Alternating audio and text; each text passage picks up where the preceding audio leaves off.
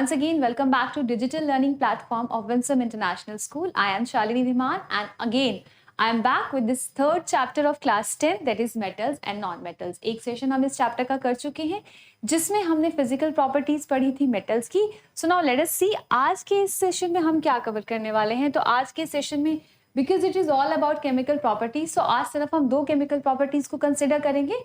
First of all we will see the chemical reaction of metals with oxygen and the second one chemical reactions of metals with the water. ठीक है, तो यही दो reactions अभी हमें क्या करनी है इस सेशन में कवर करनी है. So let us start.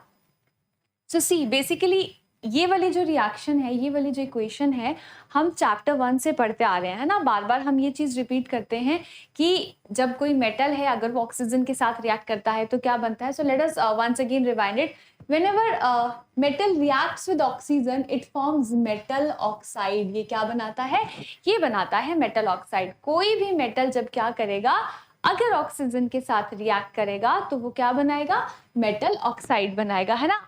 अगर एक बार वापस से पिछले सेशन में अगर हम जाएं तो हमने ये चीज नॉन मेटल्स के लिए भी की थी, है ना, कि जब भी कोई नॉन मेटल्स क्या करते हैं अगर ऑक्सीजन के साथ रिएक्ट करते हैं तो वो भी क्या बनाते हैं, वो भी नॉन मेटल ऑक्साइड्स बनाते हैं. बेसिकली मेटल्स और नॉन मेटल्स दोनों ही ऑक्साइड्स बनाते हैं, बस एक का मेटल ऑक्साइड दूसरे का नॉन मेटल ऑक्साइड. दोनों में डिफरेंस क्या है? जब मेटल ऑक्सीजन के साथ रिएक्ट करता है और ऑक्साइड बनाता है तो इस ऑक्साइड का नेचर कैसा होता है? बेसिक होता है. तो oxides of metal are basic in nature. और बेसिक नेचर का हमें पता कैसे चलता है? ये क्या करते हैं, ये हमारे रेड लिटमस को किस में कन्वर्ट कर देते हैं?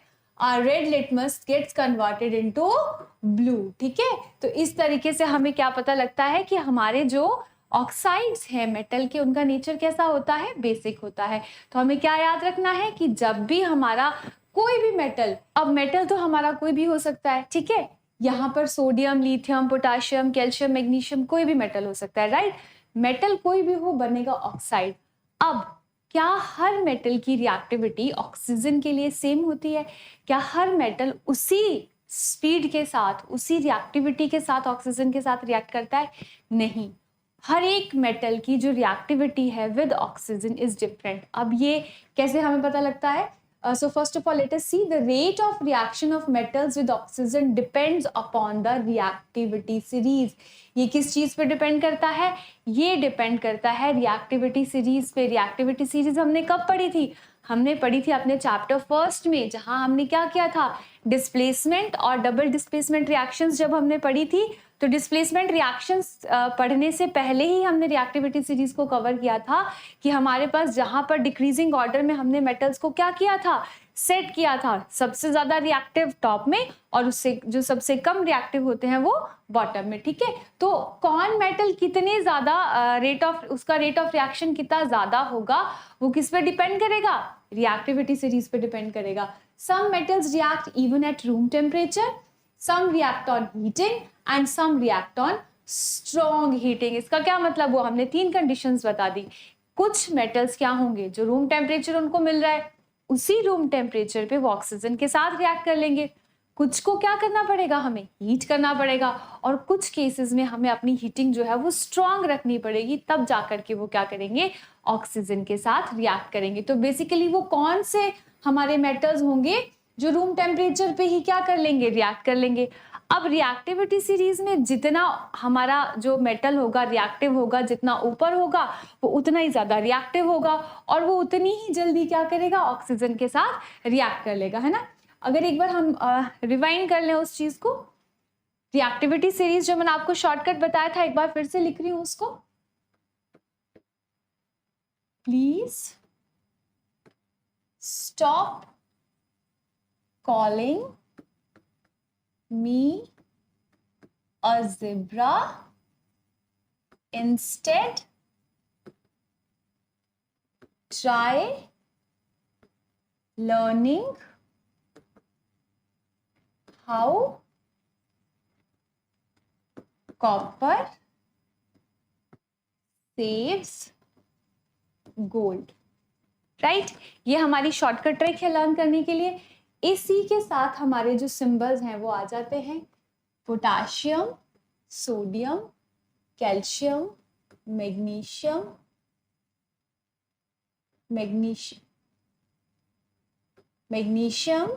एल्यूमिनियम, जिंक, आयरन, टेंटिन, इसका सिंबल होता है Sn, lead, Pb, hydrogen, copper, silver and gold. ये है हमारी reactivity series. Down the group reactivity क्या होती है? कम होती है। सबसे ऊपर वाला क्या है? सबसे ज्यादा रिएक्टिव मेटल होता है, और सबसे नीचे वाले क्या है? सबसे कम रिएक्टिव होता है। बेसिकली ये जो है हमारे कॉपर, सिल्वर और गोल्ड, इनकी रिएक्शंस बहुत कम होती हैं, ये लीस्ट रिएक्टिव होते हैं, ठीक है। तो अब ये जो हमने यहाँ पर एक बात कही कि कुछ मेटल्स तो क्या करते हैं, वो रूम टेम्परेचर पे ही रिएक्ट कर लेते हैं ऑक्सीजन के साथ, कुछ को हीट करना पड़ता है और कुछ को स्ट्रॉन्ग हीटिंग देनी पड़ती है। तो इसका मतलब ये हुआ कि ये जो मेटल्स हमारे पास रिएक्टिविटी सीरीज में सबसे ऊपर हैं, इनके पास कैपेबिलिटी है, क्योंकि ये बहुत ज़्यादा रिएक्टिव हैं, तो ये क्या कर सकते हैं? रूम टेम्परेचर पे ही ऑक्सीजन के साथ रिएक्ट कर सकते हैं, right. Now see, sodium and potassium reacts with oxygen even at room temperature. तो जो सोडियम और पोटेशियम है हमारी रिएक्टिविटी सीरीज में सबसे ऊपर हैं दोनों, तो इसका मतलब दे आर हाईली रिएक्टिव, इसलिए हमें उन्हें हीट नहीं करना पड़ता, वो बहुत ज्यादा रिएक्टिव होते हैं। तो जो रूम टेम्परेचर उन्हें मिलता है वो उसी रूम टेम्परेचर में क्या कर लेते हैं? रिएक्ट कर लेते हैं ऑक्सीजन के साथ, right. So this is your sodium. Sodium is reacting with what? Oxygen, and it forms sodium oxide. तो ये क्या बना दे रहा है हमारे को? हमारे पास sodium oxide. Again, this is potassium. Potassium reacts with oxygen and it forms potassium oxide, right? तो यही रीजन है कि रिएक्टिविटी सीरीज में पोटेशियम और सोडियम सबसे ऊपर हैं, दीज आर हाईली रिएक्टिव, इसीलिए ये क्या करते हैं? ये रूम टेम्परेचर पे ही क्या कर लेते हैं? ऑक्सीजन के साथ रिएक्ट करके ऑक्साइड बना देते हैं, राइट। नाउ एक और चीज ध्यान रखेंगे, क्वेश्चन पूछा जाता है, why sodium and potassium are stored in kerosene. Sodium और पोटेशियम को हम केरोसिन में स्टोर करके क्यों रखते हैं? The reason is again reactivity में सबसे ऊपर हैं, बहुत जल्दी रूम टेम्परेचर में ये क्या कर लेते हैं? जो हमारे एटमॉस्फेयर में ऑक्सीजन प्रेजेंट होती है उसके साथ रिएक्ट कर जाते हैं, रिएक्शन हाईली एक्सोथर्मिक होती है, ठीक है। So these are stored in kerosene because both metals are reactive and react vigorously with the oxygen of air. एकदम से, है ना, एकदम से रिएक्ट कर जाते हैं। जो ऑक्सीजन होती है हमारे एयर में, सपोज मैंने क्या किया कर मैंने सोडियम या मैंने पोटेशियम का मैंने एक पीस ले लिया, है ना, अगर उसको एकदम से मैंने निकाला तो वो क्या करेगी? वो हमारा जो एटमॉस्फेयर का ऑक्सीजन है उसी के कांटेक्ट में आके वो क्या कर लेगी? It will immediately catch fire and start burning when kept in the air। और वो क्या करेगी? एकदम से आग पकड़ लेगी, एकदम से जलने लग जाएगा, ठीक है। So to prevent their reaction with oxygen moisture, they are stored in kerosene। तो अब क्या होता है, जब हम उसको केरोसिन में स्टोर करके रखते हैं, अगर हमें कोई रिएक्शन करवानी है तो obviously we are going to use it, है ना। लेकिन क्या होता है, नॉर्मली अगर हमें लेबोरेटरी में रखना है या अगर हमें स्टोर करके रखना है तो उसको हम खुले में नहीं रख सकते। अगर गलती से वो खुले में रह जाए तो वो क्या करेगा? इमीडिएटली जो हमारा एटमॉस्फेयर में ऑक्सीजन प्रेजेंट है उसके साथ रिएक्ट करेगा और फायर को कैच कर लेगा। That is why, because potassium and sodium are highly reactive, they are stored in the kerosene so that their reaction with atmospheric oxygen can be prevented, right? Now next, ये तो बात हो गई हमारी sodium और potassium की, room temperature पे कर रहे हैं, ठीक है। अब आया हमारा magnesium, this is also our metal, लेकिन ये जो मैग्नीशियम है it does not react with oxygen at room temperature. तो ये जो हमारा मेटल है ये रूम टेम्परेचर पे रिएक्ट नहीं करता है, इसे रिएक्शन के लिए क्या करना पड़ता है? इसे हमें हीट करना पड़ता है। यूजुअली हम मैग्नीशियम रिबन्स लेते हैं जब हम प्रैक्टिकल करते हैं, ठीक है। तो हीटिंग भी ये क्या करता है? Intense heat and light produce करता है, एक बहुत मतलब बहुत ज़्यादा रोशनी होती है जब इसको हम क्या करते हैं, वो करते हैं, हीट करते हैं, ठीक है। और ये क्या बनाता है ऑक्सीजन के साथ? It produces magnesium oxide. तो अब हमारे पास 3 मेटल्स का हमें पता लग गया कि सोडियम और पोटेशियम तो वो मेटल्स हैं जो ऑक्सीजन के साथ डायरेक्टली रूम टेम्परेचर पे रिएक्ट कर सकते हैं, है ना। लेकिन मैग्नीशियम क्या है, अगर मैग्नीशियम को ऑक्साइड बनाना है तो पहले हमें क्या करना पड़ेगा, मैग्नीशियम को उसे हमें हीट करना पड़ेगा। और जब हम ये रिएक्शन हमारी होती है, सपोज हम मैग्नीशियम रिबन भी लेते हैं तो हीटिंग पे वो क्या करता है, बहुत अच्छी मतलब बहुत इंटेंस लाइट या ज़्यादा रोशनी भी प्रोड्यूस करता है, ठीक है। ये बात हुई मैग्नीशियम की, ठीक है।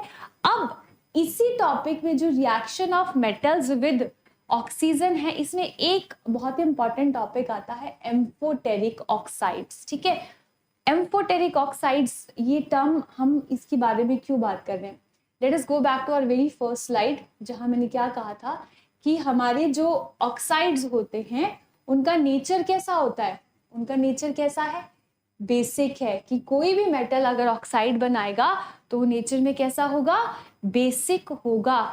लेकिन हमारे पास कुछ ऐसे मेटल्स भी हैं जिनके जो ऑक्साइड्स होते हैं वो बेसिक के साथ साथ एसिडिक नेचर को भी एग्जिबिट करते हैं।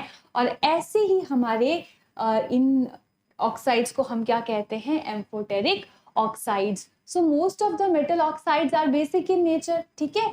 ज्यादातर ऑक्साइड कैसे होंगे, बेसिक होंगे नेचर में, लेकिन some oxides show basic as well as acidic behaviour, वो बेसिक के साथ साथ एसिडिक बिहेवियर भी शो करते हैं। और ऐसे ऑक्साइड्स को हम क्या कहते हैं, we call them amphoteric oxides, right. उनको क्या कहते हैं हम, एम्फोटेरिक ऑक्साइड्स। और इसी सीरीज में हमारे पास 2 एग्जाम्पल्स आते हैं, एल्यूमिनियम और जिंक। सी, ये हमारी एक्टिविटी सीरीज थी, पोटेशियम, सोडियम, कैल्शियम, मैग्नीशियम, इसे हमें क्या करना पड़ा था, इसे हमें हीट करना पड़ा था, ठीक है। इन सब के कैसे होते हैं, हमारे जो ऑक्साइड्स होते हैं बेसिक इन नेचर होते हैं। अब बारी आई एल्यूमिनियम और जिंक की। ये जो 2 हमारे मेटल्स हैं ये कैसे ऑक्साइड्स प्रोड्यूस करते हैं, ये बनाते हैं एम्फोटेरिक ऑक्साइड्स। ये एसिडिक और बेसिक बिहेवियर दोनों को ही शो करते हैं। नाउ लेट अस सी, एल्यूमिनियम जब ऑक्सीजन के साथ रिएक्ट करता है तो क्या बनाता है, Al2O3, एल्यूमिनियम ऑक्साइड। ये क्या बना रहा है, ये एल्यूमिनियम ऑक्साइड बना रहा है, ठीक है। अब कैसे शो करें हम एसिडिक और बेसिक बिहेवियर शो करने के लिए क्या करना पड़ेगा कि एसिडिक कैरेक्टर भी शो करते हैं, बेसिक भी करते हैं। बेसिकली क्या होता है, ये एसिड के साथ रिएक्ट करके भी क्या बनाते हैं, सॉल्ट और वाटर बनाते हैं। और ये बेस के साथ रिएक्ट करके भी क्या बनाते हैं, सॉल्ट और वाटर। कौन, ऑक्साइड। ये जो ऑक्साइड है ये एसिड के साथ भी रिएक्ट करके सॉल्ट और वाटर बनाएगा और बेस के साथ रिएक्ट करके भी सॉल्ट और वाटर बनाएगा। लेट अस सी, ये देखिए, सो रिएक्शन विद एसिड, सबसे पहले हमने क्या किया, एल्यूमिनियम ऑक्साइड लिया, इसको किसके साथ रिएक्ट करा दिया, हाइड्रोक्लोरिक एसिड के साथ रिएक्ट करा दिया। तो इसने क्या बना दिया, AlCl3, एल्यूमिनियम क्लोराइड, और साथ में क्या रिलीज हो गया, वाटर। सिमिलरली इसने क्या किया, इसने बेस के साथ रिएक्ट किया। HCl क्या है, एसिड है। सोडियम हाइड्रोक्साइड क्या है, बेस है। तो एल्यूमिनियम ऑक्साइड ने जब सोडियम हाइड्रोक्साइड के साथ रिएक्ट किया तो अगेन इसने क्या बना दिया, NaAlO2, sodium aluminate, salt plus water. ये रिएक्शन हम ऑलरेडी कर चुके हैं, इसे एक बार हम पहले भी कर चुके हैं, ठीक है।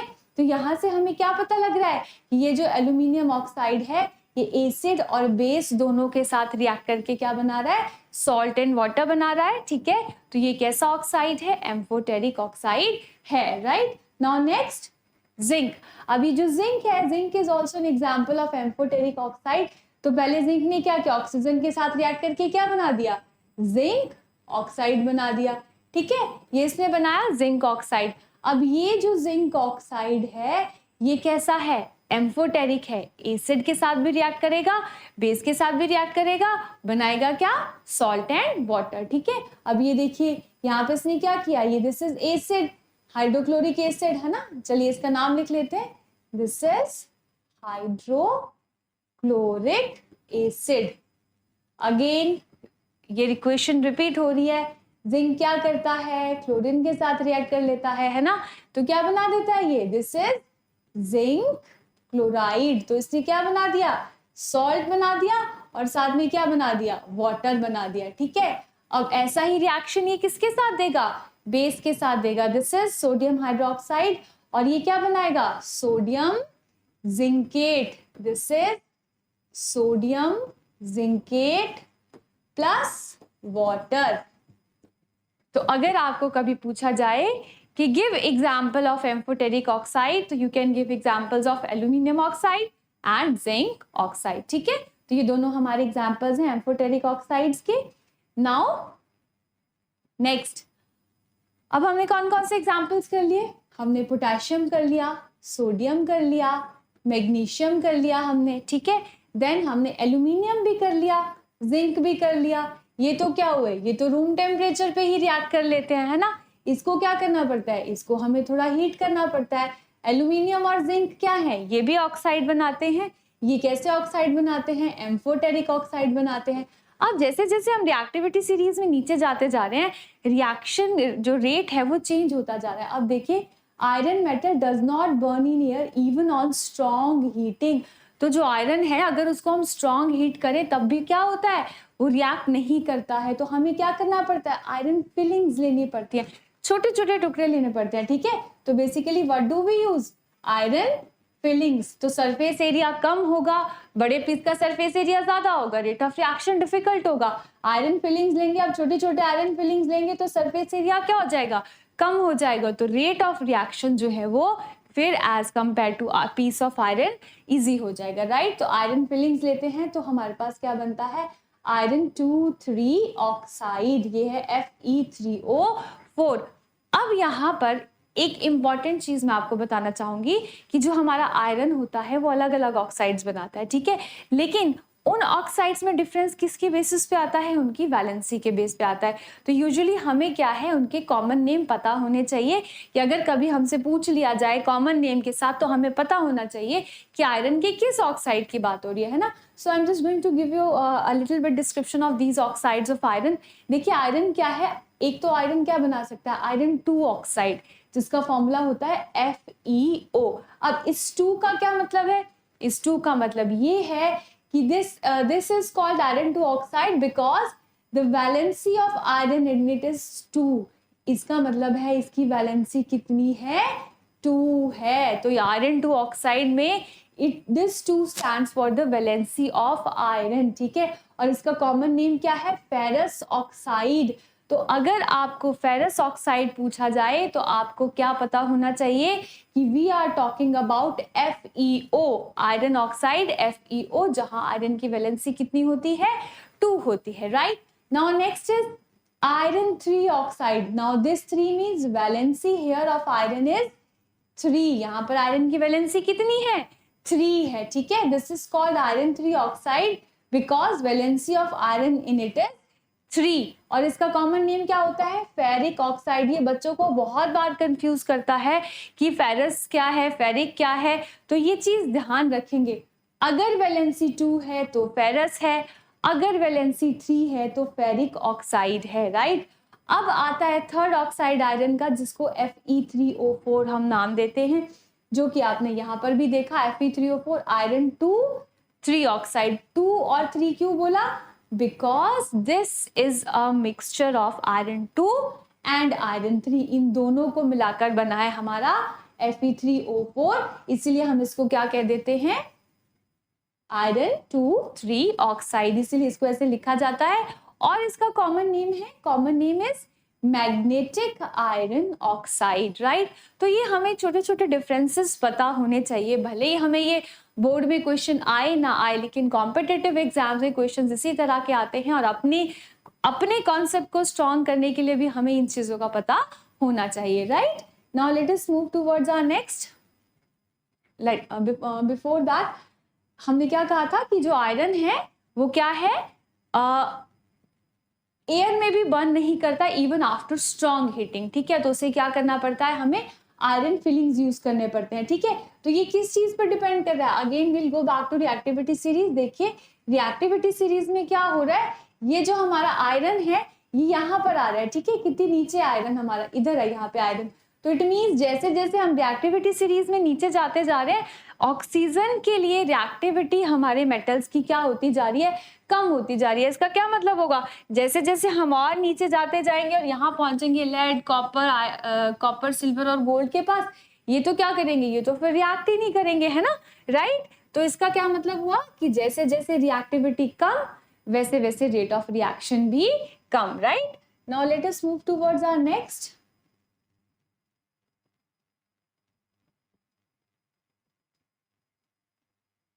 This one. Now our reaction of metals with oxygen is complete. कि मेटल के साथ क्या बनाएगा? ऑक्साइड बनाएगा. अब हम देखते हैं कि अगर हमारे मेटल को, किसी भी मेटल को हम वाटर के साथ ट्रीट कराते हैं तो उसका जो रिएक्शन है वो कैसा होगा और क्या हमें प्रोडक्ट मिलेगा. ठीक है, तो बेसिकली क्या होता है, metals react with water to form a metal hydroxide और metal oxide and hydrogen gas. तो बेसिकली क्या होता है, अगर हमारा मेटल है उसको वाटर के साथ ट्रीट कर रहे हैं तो वो क्या बनाएगा? हाइड्रोक्साइड बनाएगा. ठीक है, हाइड्रोजन गैस तो रिलीज होनी ही है, लेकिन अगर हम उसको स्टीम के साथ स्टीम के साथ रिएक्ट करवा रहे हैं तो वो क्या बनाएगा? मेटल ऑक्साइड बनाएगा. दोनों में डिफरेंस है. स्टीम के साथ अगर रिएक्शन होगा तो मेटल ऑक्साइड बनेगा और अगर वाटर के साथ रिएक्शन होगा तो मेटल हाइड्रोक्साइड बनेगा. ठीक है, और हम लोग बहुत बार ये भी कहते हैं ना कि out of a boiling water और steam which one burns our hand more. तो किस केस में ज्यादा बर्निंग होती है हमें? स्टीम के केस में. क्यों? क्योंकि उस केस में क्या होता है, जो हीट होती है वो स्टीम के केस में ज्यादा होती है. उसके पास अपनी एक तो वाटर बॉइल्ड होता है, एक वो वाली होती है ना, और दूसरा जब वो स्टीम बनती है तो इस वजह से क्या होता है कि जो स्टीम है ये ज्यादा पावरफुल होती है ना. तो जब स्टीम के साथ रिएक्शन होता है तो क्या बनता है? मेटल ऑक्साइड बनता है. बस हमें ये ध्यान रखना है कि अगर लिखा तो इस केस में भी क्या होगा? H2O ही लिखा होगा. ठीक है, लेकिन ब्रैकेट में क्या होगा?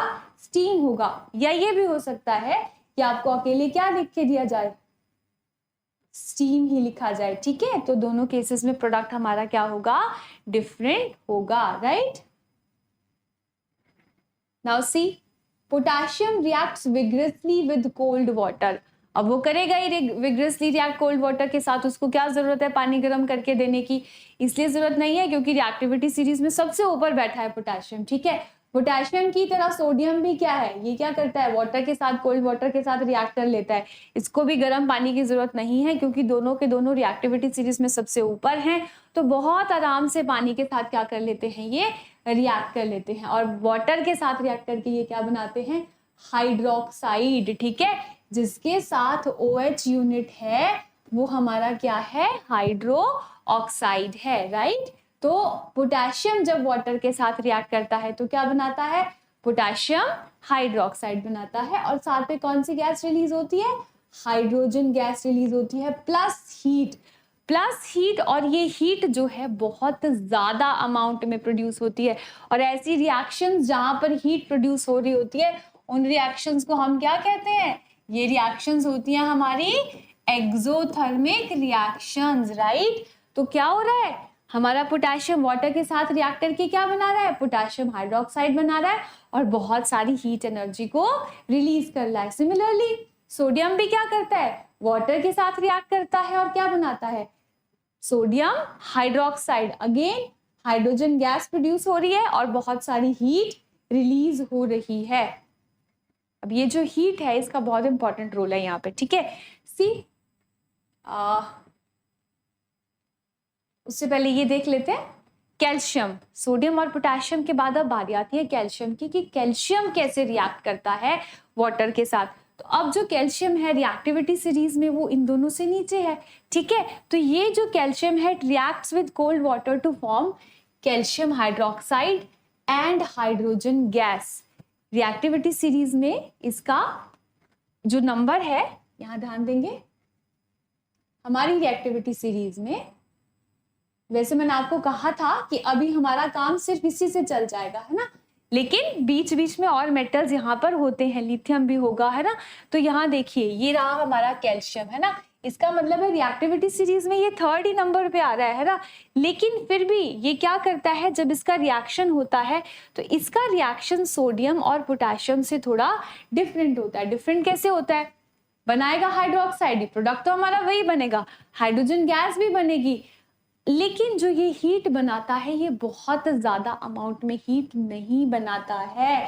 ठीक है, अब बेसिकली होता क्या है कि कि जब यहाँ हीट प्रोड्यूस होती है तो ये हीट इतनी ज़्यादा प्रोड्यूस होती है कि ये जो हमारी हाइड्रोजन गैस है ये क्या कैच कर लेती है, फायर कैच कर लेती है। एकदम से हाइड्रोजन गैस क्या होती है, बर्न करने लग जाती है। क्यों? क्योंकि enormous amount of heat is produced during the reaction of sodium and potassium with water, ठीक है। लेकिन कैल्शियम के केस में क्या होता है, रिएक्शन तो होता है लेकिन जो हीट प्रोड्यूस अगर होती भी है तो वो इतनी ज़्यादा नहीं होती कि वो क्या कर सके, हाइड्रोजन को बर्न कर सके, राइट। तो फिर बेसिकली क्या होता है, the heat produced in this reaction is very less which is not sufficient to burn the hydrogen gas। तो इतनी हीट नहीं होती कि हाइड्रोजन गैस हमारी बर्न हो जाए and the piece of calcium metal starts floating in water because the bubbles of hydrogen gas sticks to its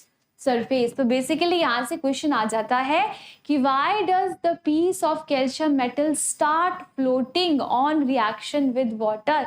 तो reason क्या है, अब गैस प्रोड्यूस हुई है तो बबल्स बनेंगे, वो बबल्स क्या करते हैं, वो जो हमारा कैल्शियम मेटल होता है उसके सरफेस के साथ स्टिक कर जाते हैं और वो जो कैल्शियम है वो क्या करने लग जाता है, फ्लोट करने लग जाता है, राइट। सी ये हमारा this, it can be sodium, it can be potassium, दोनों ही क्या करते हैं, जैसे ही वाटर के साथ रिएक्शन होता है इमिडिएटली फायर कैच कर लेते हैं, ठीक है। लेकिन कैल्शियम के केस में क्या होता है, कैल्शियम के केस में क्या होता है कि ये जो हमारा मेटल होता है इट स्टार्ट्स फ्लोटिंग, ठीक है। Why? Because the amount of heat produced is not sufficient to burn the hydrogen gas rather than the bubbles of hydrogen gas get stick to the surface of metal and the piece of metal start floating, ठीक है। तो देखिए कैसे reactivity change होने के साथ साथ जो रेट ऑफ रिएक्शन है वो भी चेंज हो रहा है ना। अब next is magnesium. Magnesium does not react with cold water. अब तक हमारे सोडियम, पोटेशियम और कैल्शियम कोल्ड वाटर के साथ रिएक्ट कर रहे थे लेकिन ये मैग्नीशियम कोल्ड वाटर के साथ रिएक्ट नहीं करेगा।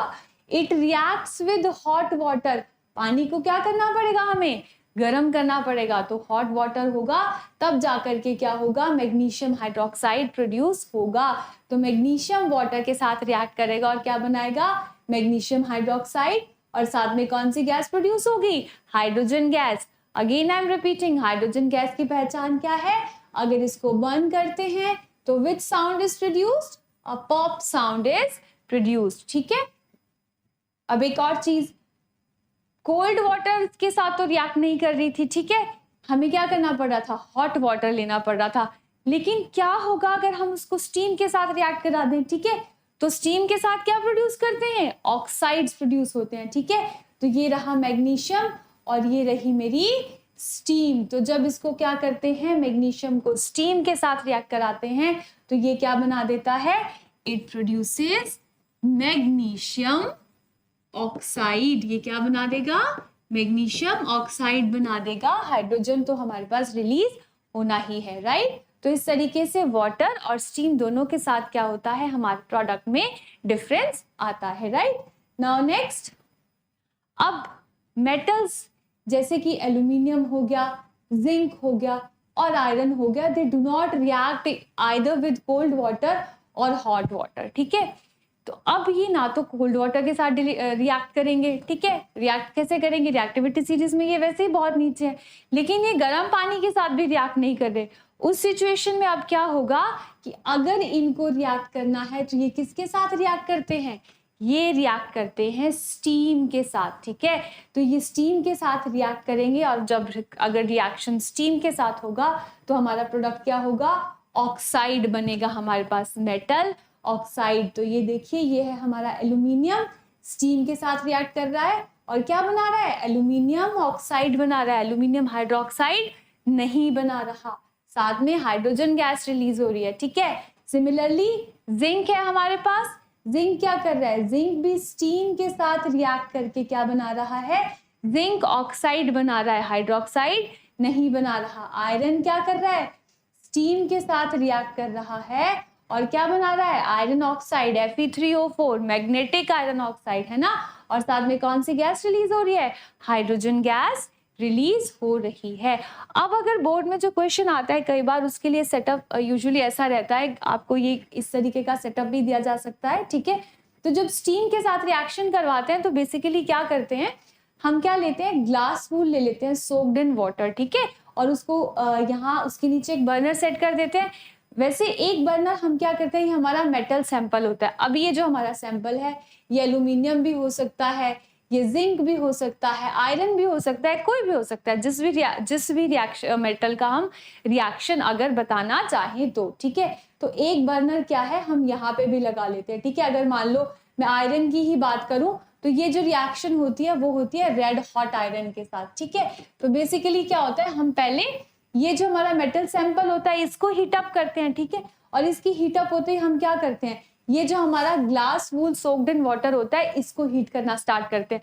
अब जैसे ही इसको हीट करेंगे, अब ये वाटर में सोक्ड है तो क्या प्रोड्यूस होगी, स्टीम प्रोड्यूस होगी, और वो स्टीम जाकर के किसके साथ रिएक्ट करेगी, ये मेटल के साथ रिएक्ट करेगी, ठीक है। और जैसे ही ये मेटल के साथ रिएक्ट करेगी तो ये क्या बना देगी, मेटल ऑक्साइड बना देगी, ठीक है। और साथ में कौन सी गैस रिलीज हो जाएगी, हाइड्रोजन गैस रिलीज हो जाएगी, और उस गैस को हम क्या करते हैं, ये डिलीवरी ट्यूब के साथ कलेक्ट करके अपने पास इकट्ठा कर लेते हैं, ठीक है। तो ये है हमारा रिएक्शन मेटल्स का वाटर के साथ। तो बेसिकली हमें क्या याद रखना है, क्या मेन पॉइंट्स हमारे को इन रिएक्शंस में याद रखने हैं, कि जब भी हमारा अगर मेटल है, अगर वो क्या करता है, अगर वो ऑक्सीजन के साथ रिएक्ट करेगा तो वो क्या बनाएगा, मेटल ऑक्साइड बनाएगा, ठीक है। अब ये जो मेटल ऑक्साइड होते हैं ज्यादातर का नेचर कैसा होता है, बेसिक होता है, ठीक है। लेकिन हमारे पास दो ऑक्साइड्स ऐसे हैं, कौन कौन से, एक तो हो गया हमारा एल्यूमिनियम ऑक्साइड, ठीक है, और दूसरा हमारा कौन सा हो गया, जिंक ऑक्साइड। ये दोनों क्या करते हैं, ये दोनों के दोनों कैसे हैं नेचर में, एम्फोटेरिक हैं, एम्फोटेरिक ऑक्साइड्स हैं, ये दोनों ही क्या हैं, ये दोनों ही हैं हमारे एम्फोटेरिक, मतलब ये कैसा बिहेवियर शो करते हैं, acidic as well as basic behaviour, दोनों ही बिहेवियर जो है वो शो होते हैं, ठीक है। अब जो रिएक्टिविटी है वो किस पे डिपेंड करती है, reactivity depend upon the reactivity series. जितना ज्यादा हमारा मेटल रिएक्टिव होगा उतना ही जो विग्रस है रेट ऑफ रिएक्शन ऑक्सीजन के साथ होगा, ठीक है।